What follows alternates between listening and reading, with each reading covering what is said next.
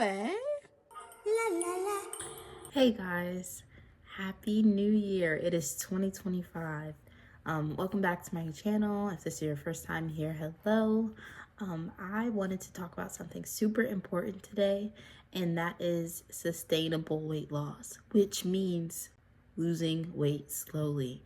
It's that time of the year where everyone is talking about how they want to lose weight, how they want to look right before the summer, and they're doing all of these crazy rash diets to get to their goals.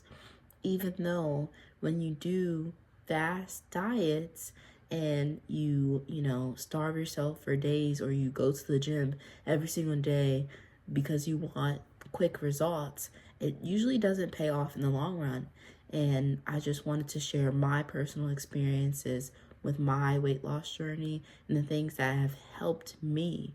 And as I think about it, I've been moving at a pretty slow pace. But you know what they say?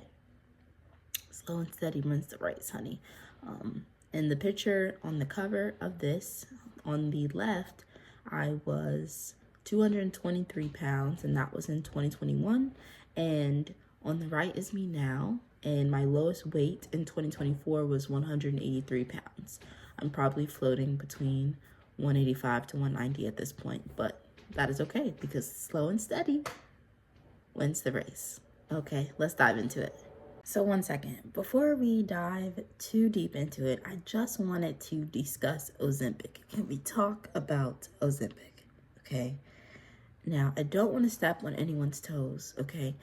I'm not a doctor.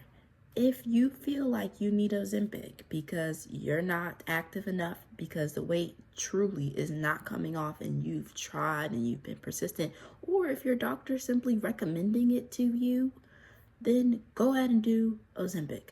However, if you're like me, then you're getting these ads on YouTube about Ozempic and Ozempic-like other drugs with semaglutide in it and how it can help you lose weight. And obviously that's advertised to me because I'm all up and through the health and wellness community. I love looking at wellness and health related content. So of course they're going to advertise it to me, and they're probably advertising it to other people too who are within that community or want to lose weight. But it's just quite frustrating because they're acting like taking Ozempic or taking semaglutide over a long period of time doesn't have risk.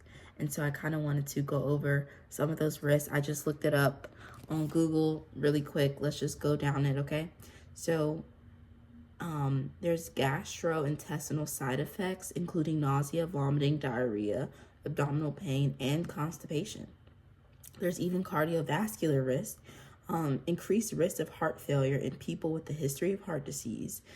There's endocrine problems, so problems with your pancreas. Your pancreas can get inflamed, apparently. There's thyroid tumors that can appear. There's low blood sugar effects that could possibly happen, gallbladder problems, kidney problems, allergic reactions, vision changes, and joint pain. Severe risks include a rare type of thyroid cancer and pancreatitis, which, okay, wow. I just feel like this is a lot. This is a lot of potential risk when it comes to this drug. And I know that everyone has hopped on this wave, but I think we should take a step back. Is it possible that you could lose the weight without the aid of a drug? If the answer is yes, but you haven't tried your best, then maybe try your best first before considering taking Ozempic. And that's just my opinion from the outside looking in, honestly. I know that weight loss can be hard, but it is worth it to at least try to do it on your own. And it feels good doing it on your own, honestly. When I look at old pictures of myself, I'm like, wow, I look so different. And I'm proud of the effort that I put in. So now I'd like to go over some of the benefits of losing weight slowly. And these are some things that I just noticed throughout my own journey of losing weight. Of course, at first I was trying to lose weight as quickly as possible, but over time you just realize it's not going to happen like that. You just have to be slow and steady and make gradual improvements over time. So I have some notes here. So the first thing I noticed is that I started loving my body. I started really loving my body. Even at 223 pounds, I started to appreciate my body in the mirror because I'm here with you. I'm not rejecting you. I'm not going to starve you for a couple of days to try to, fit into the stress that came in the mail that doesn't fit my, my body correctly. I'm not trying to do any crash diets. I'm not trying to change you so fast. I love you. And I think you have to get to that point in your own time, somewhere in your journey, because I used to not like my body at all. It was really hard for me at times to look at myself in the mirror and to appreciate myself. But once you start rejecting society's standards of what your body should look like, then you'll start appreciating your body for being a body, because it literally is a body. And it's here, to protect your spirit, to protect your soul, to be with you throughout this walk of life. And so once you start appreciating your body, and having that level of love for the outer physical components, whether that's a flabby stomach or cellulite on your thighs, then you'll start appreciating the insides and what you're putting into your body. Because if you really loved your body, you would not feed it things that does not agree with it. And going slowly gives your body gives yourself, the intentions of when you eat different foods, you'll be able to say, oh, my body doesn't like this. Why do I have so much gas after eating that? Why do I have diarrhea after eating that? Why does my stomach hurt? Like, I feel like if you are more impulsive with eating and you're not really paying attention to what you're putting in your body because you don't respect your body enough, then you're also not going to pay attention to the different bodily functions you're having in response to eating foods that are not good for you in your body. And everyone's different, so everyone has different things. For example, I was just on a vacation, but I was drinking a lot. And as soon as I came back, I was also eating dairy. And, I recently cut out dairy. But when I came back, see that? I got these pimples. And I immediately knew that it was my liver over functioning because I had alcohol on vacation and I was eating dairy more than usual. So this is just an example. I'm more in tune with my body, and I wouldn't be able to do that if I wasn't intentional with the food that I was eating and paying attention to how my body responded. And I wouldn't be able to do that if I didn't appreciate my body for being a body, for letting me know. Your body will let you know and give you warnings of if it doesn't like something or if it does. Now, I'm not saying you're going to get pimples every time you eat dairy like me. I'm not saying that at all.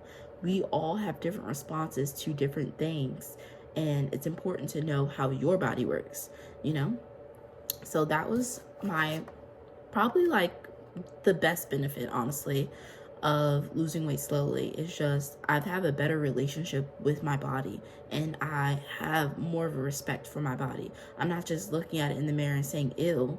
I'm looking at it and trying to understand, why are we bloated today? What did I eat yesterday to make me bloated? Why do I feel like this after I eat pizza? Like, these are questions that you need to ask if you want to have a better relationship with your body and lose weight. And you need that relationship in order to lose weight. Because I was just talking about food, but if we go on the flip side of it, think about workouts. Every workout is not good to do for everybody. Okay? Some workouts that someone does, maybe let's use HIIT for an example. If you do HIIT workouts a lot and you're not seeing results, maybe it's because it's not good for you to do HIIT workouts. So these are the things I'm talking about. And secondly, oh, I like this one. Okay, so not only do I appreciate my body, but I also appreciate my bodily functions. Like, I love the fact that these pimples came up, because that's confirming what I was thinking to be true already, which is that, hey, we really don't like dairy. We really don't like alcohol. So we shouldn't be consuming so much of that. And that's just an indication of what I already know to be true. So I do really appreciate those indications. And this is similar to poop. I'm really happy when I can poop 2 to 3 times a day. And when I'm not, I'm wondering, okay, what am I eating that is causing me to be constipated, or that is not allowing me to have, regular bowel movements? And or if I'm drinking enough water, because that plays a part too. If I'm not drinking enough water, then I'm definitely not having regular bowel movements. So all of these things are helpful because you're just literally listening to your body, and your body's telling you what the problem is, but are you listening? Are you listening? So I think when you do a fast, weight loss, like you take a supplement, or, you just do a crash diet or something, then you're not even giving yourself the opportunity to be aware of your body, to love your body, to respect your body, to appreciate your body, and to listen to your body. Societal standards are literally not realistic, and it's not fair. So what I'm saying is, even when you do lose the weight, you're still going to have things about yourself that you're nitpicking. And I know this firsthand because I still do it from time to time. And I honestly hate that because I love my body and I respect my body. So if you think that if you lost 40 pounds today or 50 pounds today, you would look better for others, then that is not a good reason to start a weight loss journey. Okay? Because even after you lose the weight that you want, whether it's 40 or 50 pounds or 100 pounds, there's still going to be things about yourself that you're judging and nitpicking based off of how other people view you and what society has to say. Because let's be real, those thoughts in your head about like, oh, why does my stomach look like this? Or, oh, look at the cellulite on my leg. That's not your thoughts. When you were a baby, you were born. You loved yourself. You loved yourself through and through. There was nothing wrong with you at all. Society is the one who told you that there was something wrong with you. So those intrusive thoughts, those nitpicky, judgy thoughts are not yours. And when you lose weight slowly, you're fighting those thoughts. When I was 223 pounds and I was looking at myself in the mirror, it was a fight to love what I saw in the mirror. But that is the first step in doing anything else for your body. I have to choose actively to love my body and to reject those intrusive thoughts, to reject societal norms about how my body should and should not look. And the more I do that, the stronger sense of self I have, the more appreciation I have, and the more respect I have, the better food choices I make. You see where I'm going with this? Like, you need that foundation of actually loving what you look like, irregardless of how you look or how much weight you have on your body, So that was crucial for me in losing the weight. So if you think that, oh, I'm about to lose all this weight now, I'm going to look so good, and, I'm going to get boys' attention, and everything's going to be perfect because I lost 50 pounds. No, boo-boo. There's still going to be things that you can nitpick. Like, look at celebrities, for example. Celebrities' bodies are already amazing, right? But even them too, they start nitpicking themselves. It literally never ends. When you're seeking validation externally, when you're trying to look good for the appeasement of others, it never works. Do it for you. And honestly, don't even do it for you on the physical level. Do it for you holistically. Do it for you because it'll be better for you in the long run. The moment that I realize that I actually have to love myself, and I want to love myself, and I want to be here for a long time, and I want to live until I'm 100 years old, and I want all these great things to happen to me, and I want to be able to play with my grandchildren one day, and I want to be able to have kids even if I'm 45, that means that I have to change my relationship with my body, and I have to change my relationship with food, because eating the wrong thing is not going to make me, be here at 100, and maybe I would, but would I be able to play with my grandchildren? I'm not sure. So I'm doing this for me. And if you're watching this, I hope that you're doing this for you. And if you are doing this for you, then what's the rush? It's no rush. Take your time. It's going to be okay. You lost 1 pound this week. Great. That's amazing. Set a realistic goal for yourself. And I'll get to that in a minute. Okay. So next on the list, experts say that one should lose 1 to 2 pounds per week at most. So that's about 4 to 8 pounds a month. And people and doctors suggest this because when you lose weight at a slower pace, you're more likely to keep it off. And one good example that I have for this is I had a smoothie for breakfast this morning. Okay. 2021, Leah, we would not have smoothies for breakfast. We were having croissants sausages, um, croissant sausages, and maybe some red potatoes or something like that, some eggs. So yeah, if I was to lose weight fast and back in 2021, I would still be having the croissant, sausages, eggs, and potatoes for breakfast instead of having something that's more nutritious for my body. So if I lost weight quickly, let's say I lost these 40 pounds in 6 months or something, then I will wake up and go downstairs and cook croissants, potatoes, eggs, and sausages because that's what I'm used to. That's what my body wants. And I lost the weight fast without paying attention to what caused me to gain weight in the first place. But now, sitting here in 2025, I'm having my smoothie in the morning and I appreciate that smoothie. I'm not craving the croissants. I'm not craving the sausages. I'm not craving the eggs. Sometimes I might be craving the croissants, I'm not gonna lie. But the point here that I'm trying to make is that the person who I was in 2021 would not be able to keep up with the weight that I am now and maintain the weight that I am now because my eating habits in 2021 are not the eating habits of somebody who is 183 pounds. They're the eating habits of someone who's 223 pounds. And yeah, so if I lost a whole bunch of weight in 2021, I would still have the same eating habits. So I was just gaining right back. So what's the point of that? You know? Oh, also one thing I wanted to mention too is when you lose weight slower, the elasticity in your skin actually doesn't get so loose. When you lose weight fast, you end up having loose skin and you might have to get one of those surgeries where they take the extra skin off. But when you lose weight slowly over time, your body is able to adjust. So I looked it up. When you lose weight gradually, your skin is less likely to sag because it has time to adjust and retract with the shrinking body size. The proteins collagen and elastin in your skin are responsible for its elasticity, and losing weight slowly gives these fibers time to adapt and contract as your body shrinks. So that's a wonderful benefit of losing weight slowly. I don't want saggy skin. Also, the girls, I didn't experience much sagging as a result of losing 40 pounds from 2021 to now. But I imagine if I lost the 40 pounds in 6 or 7 months, or maybe even a year, I would have experienced some of that, to be honest.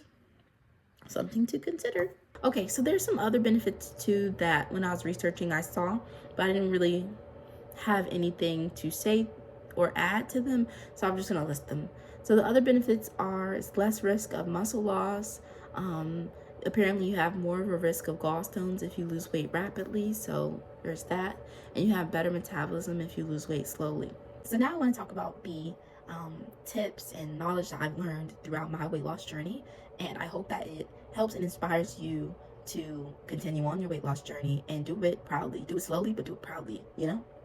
So, I don't know if anyone can relate to this, but I grew up eating a lot of processed foods and eating a meat-centered diet. So in my weight loss journey, it really consists of me changing my eating habits and really expanding my awareness of different fruits and vegetables because I didn't grow up eating a lot of fruits and vegetables. I was a picky eater. You know, my dad would give me the green beans and I would push them away. You know, my mom is from the country, so fried pork chops and fried potatoes is dinner. You know, and that was one of the dinners that we had a lot growing up, or fried chicken and fried potatoes and stuff like that. So I really just wasn't even aware of a lot of the vegetables. Maybe I obviously heard them before, but I never had them, or, you know, I didn't want to try them because it sounded nasty and it wasn't something that I was used to. So long story short, for me, for my weight loss journey, it required me to just get more awareness of different vegetables and different fruits and see what I actually like to eat. For example, mangoes. I didn't have mangoes until I was an adult, and I love mangoes. Now I love mangoes. I love mangoes. That's like one of my favorite fruits.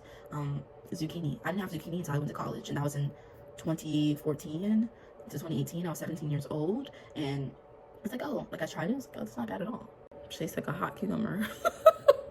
It's not bad at all. Like I can eat this, you know.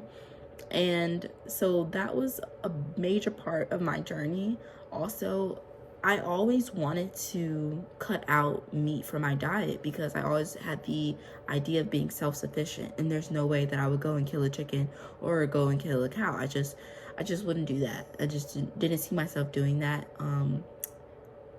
to be able to survive. I'd rather just eat fruits and vegetables. And I've known that since college, but until it took me a while to start like cutting out those things. So when I got serious, I just started cutting out things from my diet slowly but surely.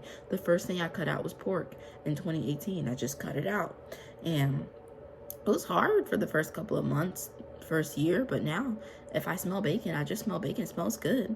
I don't want it. And I'm not telling you to cut out meat if that's not within your plan, okay? Like, if that's not something that you want to do for yourself. What I'm saying is you already know what it is that you need to do that you have not started yet because you keep procrastinating on it and you keep pushing it to the side. And of course, it's easier to keep doing the same thing. Of course, we know that. But you can start out by cutting out just one thing, that you shouldn't be eating anyway. So that could be soda, that could be coffee, that could be potato chips. You can choose to cut out anything. That could be fast food, or maybe just limiting fast food, like only fast food on the weekends or something like that. So I would say get rid of one thing at a time and see how your body responds, and then you'll start appreciating the fact that your body responded in such a way, and that will encourage you to keep going, and then eventually get rid of other things too that aren't healthy. And anytime you take something out, you want to replace it with something else that is good, that you do like. So for example, if you want to replace always having a bag of chips for snack at work, bring a bag of grapes. It seems like a fair trade to me, So that's step one. Step two is focusing on one course at a time. For example, breakfast is so important. Did you know that what you have for breakfast determines your cravings for the rest of the day? So if you have a sugary breakfast, you will be craving sugar for the rest of the day. Like, your body will be like, more sugar, more sugar, more sugar. But if you had a breakfast that was more filling, that was filled with fruit, your body will be able to manage your glucose levels for the rest of the day. So even if you had sweets at the end of the day, because you had fruit in the beginning of the day for the first meal, your body's blood sugar levels won't spike up because you started your day with something that was rich in fiber, that was nutritious, that was healthy. And that is actually one of the reasons why I start my day with smoothies, because it's full of fruit. I add some amazing greens powder to it. I add, honey to it, almond milk. I'm filling my body up with all of this fiber, all of this goodness, my supplements in there. And it fills me up. And I might eat some fruit with it, and I might have some tea in the morning too. And, this is helping me set up myself for the rest of the day. So that way when lunch comes around, I'm not craving something crazy, But if I had cereal for breakfast, I'm gonna be hungry 1 hour later, and it's gonna be like, oh my God, I want something like sugary and filling and like full of carbs, So it's just something to be aware of. But back to the main point, focus on one course at a time, because that will make it a little bit easier for you. You can eat whatever you want for the rest of the day, but for breakfast, make sure it's good, Or you could focus on dinner, since this is like the last meal before you go to sleep. You want to make sure it's something nutritious. So you can decide which way you want to go on these things, but focus on just one area, whether it's breakfast, lunch, or dinner, and see how your body responds within a month. I promise you you're going to see changes. For example, when I started focusing on dinner, I would just have salads, because dinner is that last meal before you go to sleep. So you don't want to have anything too heavy, contrary to popular belief. Your heaviest meal should really be at lunch. So when I started having salads for dinner, I noticed that I would wake up feeling less bloated. I'll be ready immediately to have a bowel movement, and I was losing weight. I was losing weight fast, because usually for dinner, it would probably involve, before I started having salads, of course, it would probably involve like fries, bread, things like that. So that was like a really good change that I made. So focus on breakfast or dinner, lunch too, honestly, but honestly, lunch is in the middle of the day, so you have a lot of activity afterwards that could help alleviate some of the extra calories that you ate. So these are just some good options to think about. Another thing that would be helpful is focusing on the times of day that you eat. So a lot of people, try to stop eating a few hours before they go to sleep and see major changes just from that. And that is a small change. And I'm not asking you to incorporate all of these changes at once. I'm just giving you ideas. These are things that I've tried that help me, and I use them as sort of building blocks. So maybe first I started intermittent fasting and I stopped eating at a certain time. And then second, I focused on breakfast, and I did that. And then after a while, I focused on dinner too. And now I have all of these together. And now sitting here talking to you is not a problem for me. But I'm telling you, in 2021, it was a major problem for me it would have been a major problem for me to implement all of those changes and expect results. Yeah. Another thing too, I know I'm talking a lot about eating, and that's because eating is 80% of the weight loss, contrary to popular belief. But moving into workouts, it is so crucial that you actually find workouts that you truly enjoy doing. Some people are gym bros and gym girlies, for real. They just are. They love going to the gym. They love lifting weights. They love cardio. They love running. They love all those things. However, if that's not your jam, don't force it, babe. Don't force it, okay? I love skating, okay? Skating is a great way to move my body. I love it. It's fun. It's with music. It's with people. It's with community. It can be without people. I can do it solo. I can do it at the tennis court. I can do it at the skating rink, Like, there's so many different options for me with skating. And I don't even realize how many calories I'm burning unless I look, at my Apple Watch. And I'm like, oh, wow, I burned 1,000 calories just in 3 hours. Wow, it's crazy. Like, you don't, when you actually enjoy the workout that you're doing, it doesn't feel like a workout anymore. It doesn't feel like a chore. It feels like something that you look forward to doing. Don't get me wrong, I still go to the gym just on Mondays and Fridays though. I balance, okay? I know myself, and I don't really like to go to the gym often. And that's okay. I don't have to be a gym girly. So I just told myself I would do Mondays and Fridays, and that's strictly to build muscle. Skating is a really good cardio workout, and it also helps with muscles, particularly your leg muscles. But I just wanted to make sure that I'm actively working towards building muscle because I love my body, I respect my body, and I know that having more muscle mass later in life pays off. So that is the reasons why I choose to still go to the gym and lift weights. But honestly, if you really don't like going to the gym, you can get some weights and you can do it at home. But make sure the majority of your workouts are something fun, something that you enjoy doing. And that whole thing where it's like, if you tell the plant you love it, it's going to grow and it's going to look beautiful. But if you tell the plant hateful things, it's not going to grow. In fact, it's going to die really fast. And the same thing is true, I feel, for doing things that you want to do versus doing things that you don't want to do.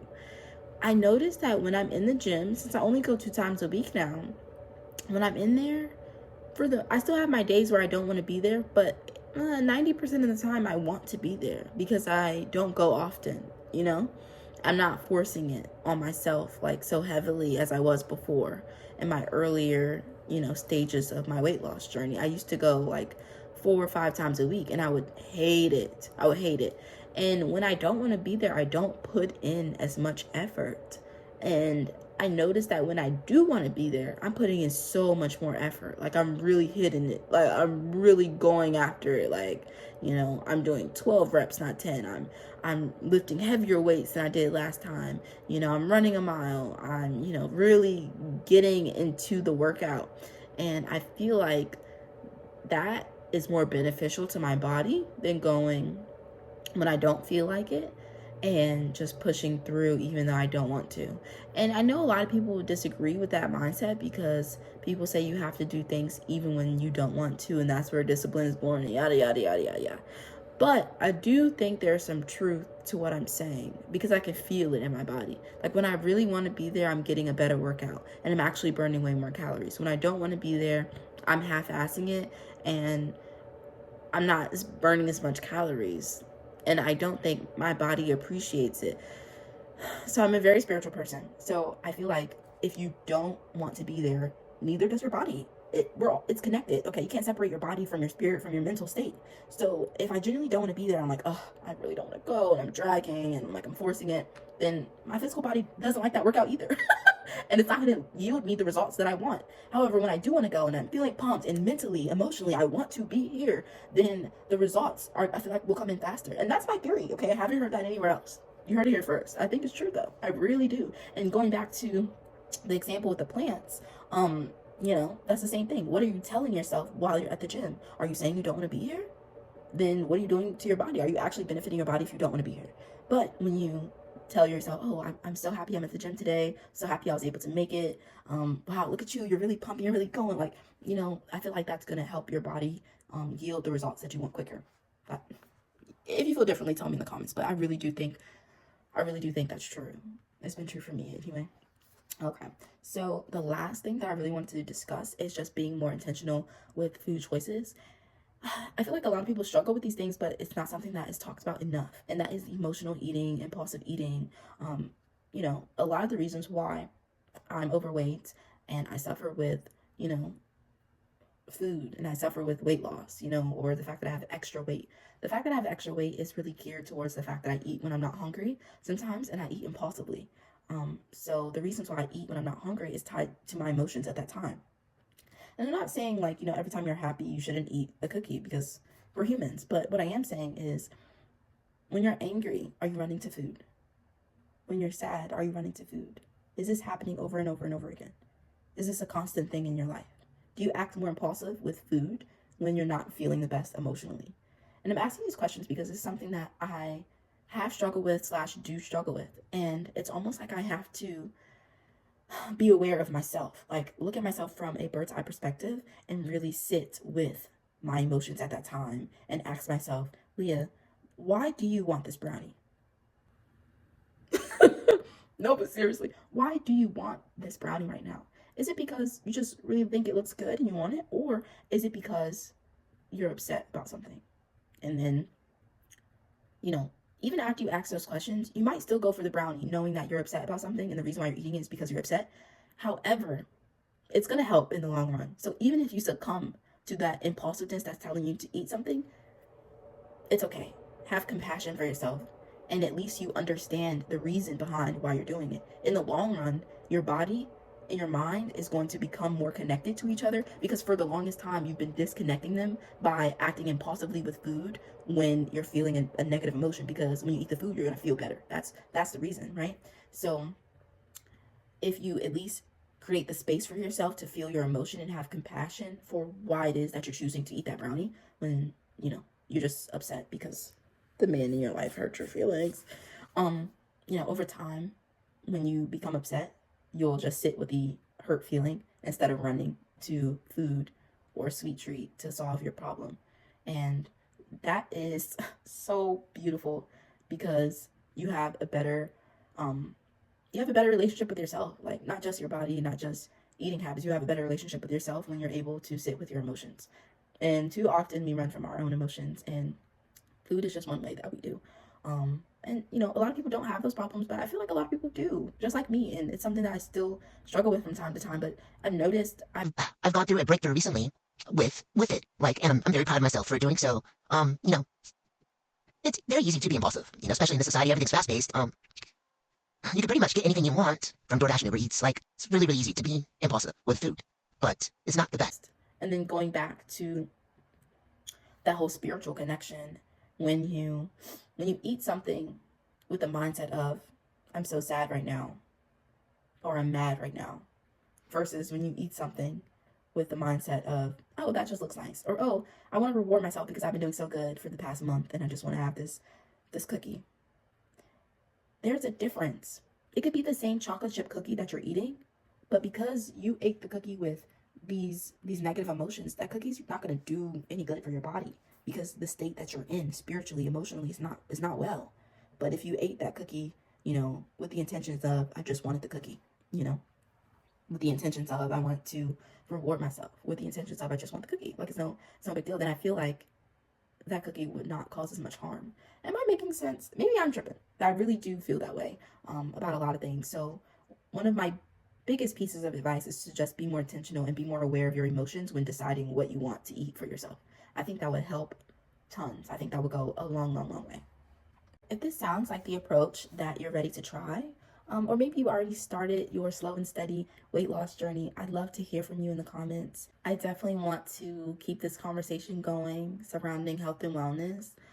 If you're on a weight loss journey this year, whether it's new or continued, or if it was paused and you picked it back up again, because trust me, I've done that too, then definitely comment and tell me what I can do to keep you going, keep you motivated, keep you on the right track, because I would love to help. Thanks for watching. Bye.